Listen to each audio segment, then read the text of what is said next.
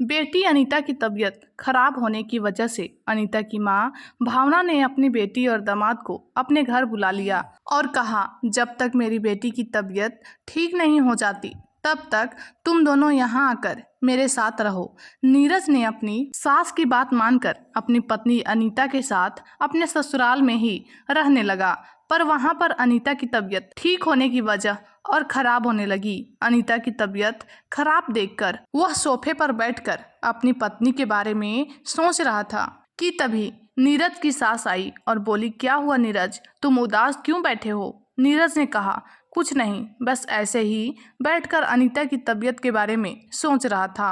नीरज की सास ने नीरज से कहा, तुम परेशान मत हो, सब ठीक हो जाएगा। तभी नीरज बोला, माँ, अनीता को भी अपनी तरफ फिट रखा करो। देखो आप इस उम्र में भी कितनी फिट रहती हो।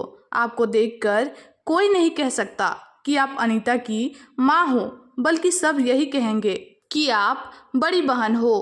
पता है, जब मैंने आपको पहली बार देखा था तो मैंने भी यही सोचा था कि आप अनीता की बहन होगी, पर जब अनीता ने बताया कि आप उनकी माँ हो तो मैं देखकर हैरान रह गया कि इस उम्र में आप इतनी सुंदर और फिट हो। और आप अब अनीता को देख लो, शादी के 7 महीने बाद ही वह बीमार हो गई और चिड़चिड़ी भी रहने लगी है। मैं जब भी उसके पास जाता हूँ तो वह मेरे से सही से बात ही नहीं करती और ना ही करीब आने देती है।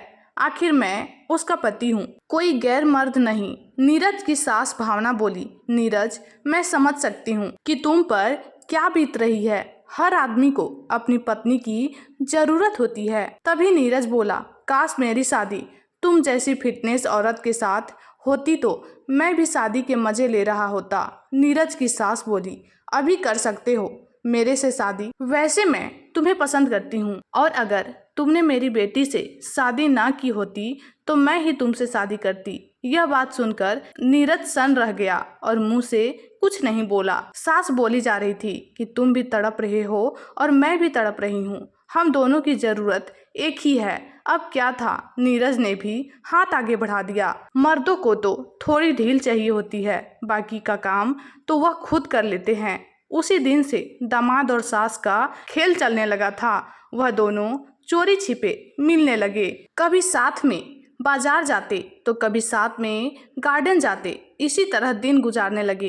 एक दिन अनीता ने अपनी बेटी को जन्म दिया तो वह अपनी बेटी में इतनी व्यस्त हो गई कि उसे अपने पति के आने और जाने की कोई खबर नहीं थी। और उधर सास और दामाद का खेल जारी था और दोनों ने चोरी छिपे शादी भी कर ली थी। एक दिन नीरज अपनी सास के साथ बैठकर रोमांटिक बातें कर रहा था। तभी अनीता ने फोन करके कुछ जरूरी सामान मंगाया तो नीरज ने कहा, ठीक है, मैं ले आऊँगा। नीरज अपनी सास के साथ बातें करने में इतना रोमांटिक था कि वह फ़ोन को काटना भूल गया था और ऐसे ही फ़ोन अपने पास रख लिया। फ़ोन चालू होने की वजह से अनीता ने अपने पति और माँ की बातें सुन ली और कॉल रिकॉर्डिंग भी लगा दी।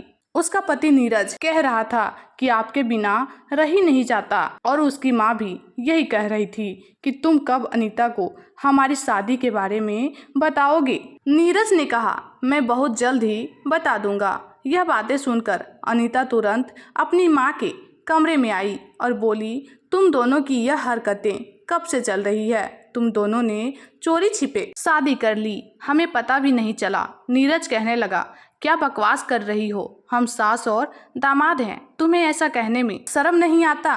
तभी अनीता ने कॉल रिकॉर्डिंग सुना दी और दोनों के होश उड़ गए। उसके बाद अनीता ने पुलिस को बुलाकर उन दोनों को पकड़ा दिया। तो फ्रेंड्स, अनीता ने सही किया या गलत, कमेंट बॉक्स में जरूर बताएं।